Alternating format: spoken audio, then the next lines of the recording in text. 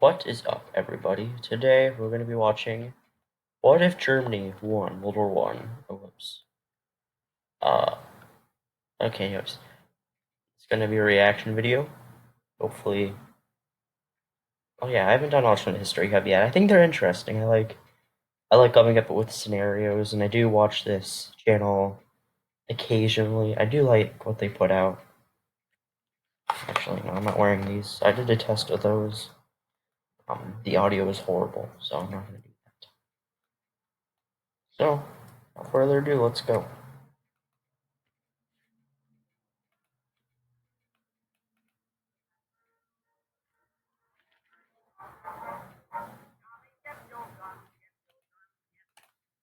Oh, great. Hold on.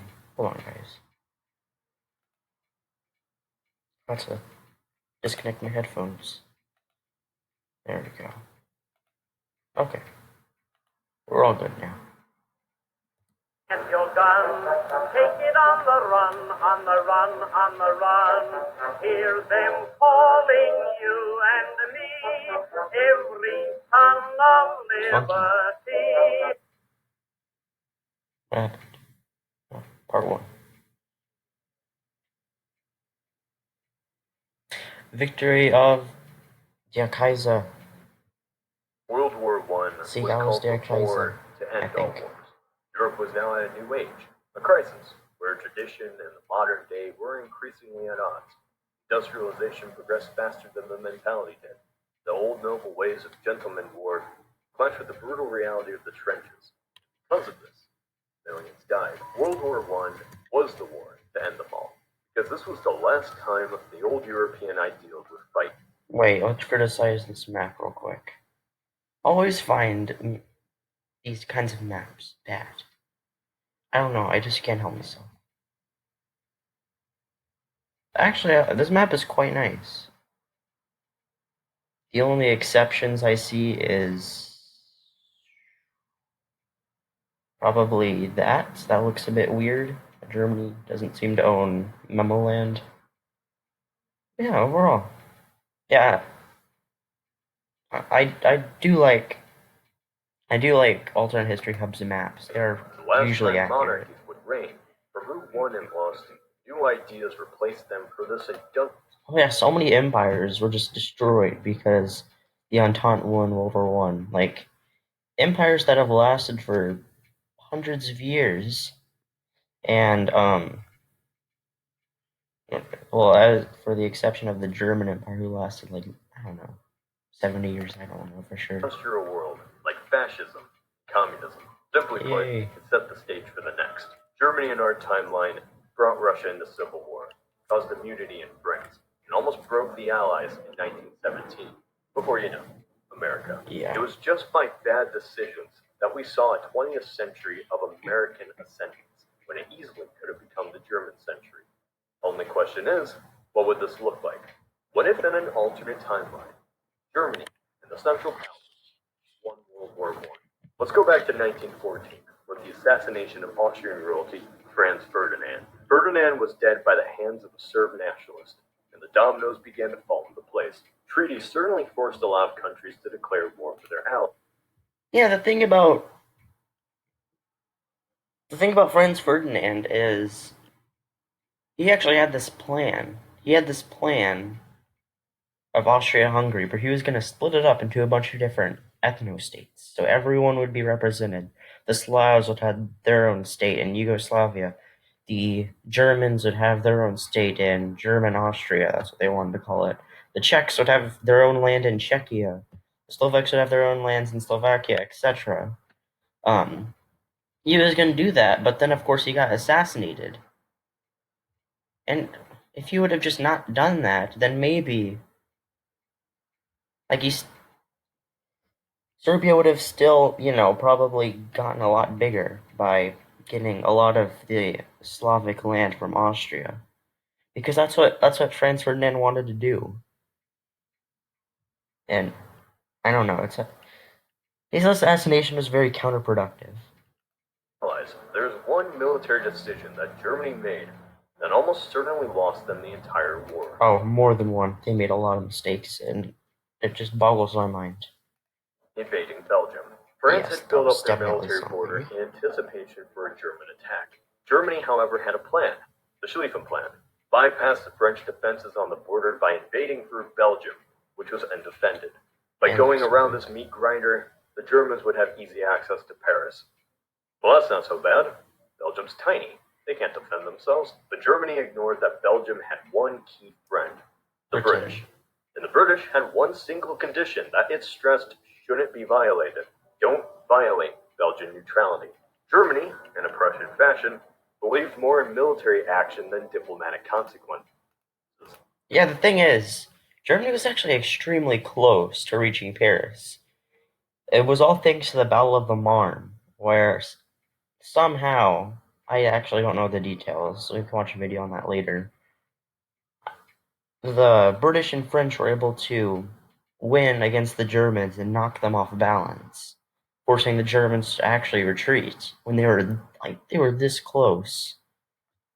But then of course Britain also had friends like Japan and I think China, I don't know for sure, and Portugal, of course. It marched anyway. It was this single act that brought on the wrath of the British Empire, redefining the absolute scale this war would be fought on. The British would block German ports and cut the transatlantic cable between the United States and Germany. In this alternate timeline, for Germany to not lose the war, one major step is it simply doesn't invade Belgium. By doing this, Germany avoids immediate conflict with Britain. Now, this doesn't guarantee the Brits would stay out of it. Keep in mind a Central Power victory would cement German dominance in Europe, and we can't have that. But without a provocation, though, this would buy Germany enough time to gain a major advantage over France.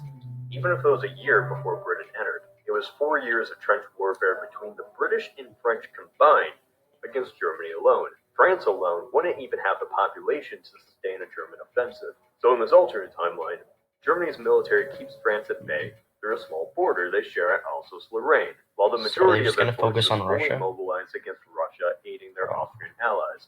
Whether or not this alternate strategy would work? Well, of course it would work. Think about what happened in our timeline. It took until about 1917 to where Germany was able to defeat Russia. And this timeline, it may just be in 1915 or 16. Because the Germans just annihilated Russia. Who knows? But it does solve the whole keep Britain out of the war thing. Yeah. No matter what German military strategy is, resentment is still assured against the Tsar. Revolution can still undermine the Russian war effort like in our timeline, and force the Russians to negotiate. I'll focus on this aspect in a bit. The German forces on the Eastern Front now come to the west. Millions of troops fighting in a small area until one side finally breaks. And without Britain, that side is most likely France. Germany then invades. In our timeline, Germany almost destroyed the French defense in 1917, before the Americans arrived. So it wouldn't be long before the French simply can't defend themselves and are pushed back. Soon, Paris falls. Wait, what about Italy? I haven't seen them mention Italy. Well, I think Italy, although they were sort of friends with France, despite being allied with Germany and Austria-Hungary in the Triple Alliance, I still think Italy would have joined the Central Powers and attacked France once they saw that Germany and Austria-Hungary were like in great shape against the Triple Entente. That could have been really interesting. War in the West and the East is officially over. Both sides tried to fight Germany and lost. Would Britain just sit back and allow Germany to beat two nations in a war, achieving complete dominance over mainland Europe? Probably not. They'd declare war. It's unlikely, however, that they'd win. As the British were the masters of the sea, the Germans were the dominant military of the land. Well, Germany did have the second largest navy in the world. Doubtful Britain alone could put a dent in the German occupation. America would simply stay out of the war. In exchange for a ceasefire, an agreement is made very similar to the Treaty of Brest-Litovsk. In just one signing of a document, Germany and Austria-Hungary seized Poland, the Baltic states, Belarus, and all of the Ukraine and Crimea. By 1918, most of Europe is now either a Germanic puppet or in the Empire. Why would they do this? Cool. Germany feared Russian dominance. Russia, for centuries, was this backwater European wannabe. It had size and manpower, but was woefully poor and far behind technologically. Whoops. In the last few decades, something changed. It began industrializing rapidly, and if Russia fully industrialized, there was no defeating them. By seizing their valuable lands, diplomatically by military agreement, Germany legally can neuter the Russian state. A quarter of their population, now German. A quarter? What?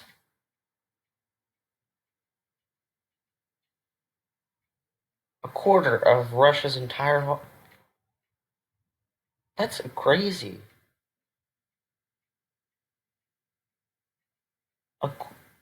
I can't even wrap my mind around that. A quarter? Russia's huge. How is...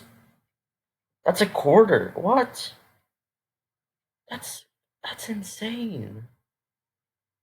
And there's no telling what would happen in the Caucasus and Finland, because, you know, I played the Kaiserreich one, Hoi 4, Hearthstone 4, and it is definitely possible that Finland could have become independent as well as the Caucasus.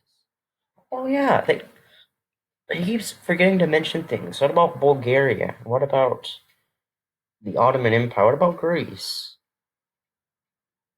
What about the Irish revolts or whatever that happened? Maybe I'll just explain that later. Now German. What? 90% of the coal. Again, what? Russia's humongous, especially the Russian Empire. 90%. 90%. I am completely flabbergasted right now. But this is just the beginning. If there's one thing Slavs don't like, it's being invaded and occupied. So the 2 million German troops in the east now face a guerrilla war against insurgents, including ones funded by the Soviets. France is... Wait, are you sure about that, though? Well, trying to think. Well,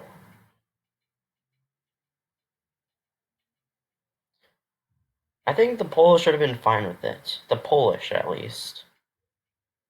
As well as the Finnish. I think they would have been fine being under German domination or just independent, because they both tend to like Russia. But I don't know about Ukraine and Belarus and the Baltic countries. Maybe they didn't like Russia. I don't know for sure. I don't think they would have completely opposed it, because Russia was quite harsh to the conquered territories in the east. Blame for putting the worst of the reparations on Germany, but it's not like Germany would be so kind if they were in the same position. Yeah. In this alternate timeline, Although I do think it would be different. The main reason why France's reparations were so high against Germany was because France was just, like, swamped. Like, I don't know how to describe it in words. They were just really fricked. There was, you know, as this video said earlier, there was mutinies, there was draft dodging, there was all this different stuff that happened. And you know, France was just completely destroyed by the war. Germany in this scenario would not have been invaded. Most likely there would not have been mutinies, since the war would have probably not been as long. So I don't think the reparations would have been as bad. I'm not saying that would have been cool, but I'm saying that would have been really, really not bad. Germany keeps Alsace-Lorraine. They impose massive amounts of war reparations, and the French people have to deal with a brief German occupation. Imagine France at this time. They had lost 2 wars now to the new German Empire. Basically powerless to stop a state that was practically brand new. It's not hard to imagine elements of French society would be resentful against the Germans. Does this mean we'll have an alternate French Hitler? Probably not. Even if France actually did have a French Hitler, they just don't have the population to win a war. Thank you. Thank you. I hear these quite ridiculous people who say, "Oh, if Germany won World War One, then France would have like had Hitler, and France would have done what they did in the Napoleon days and just taken over all of Europe, just like Hitler did." But no, France was nowhere near as dense in population, or just population in general. They were not as industrialized. Their army was not as cool as Germany's. And France it was just really different from Germany. The conditions were very, very, very different. World War I was defining for one reason. It set the stage for who World the War winners II. and losers Oh. would be in the 20th century. Not just in terms of borders, but ideology.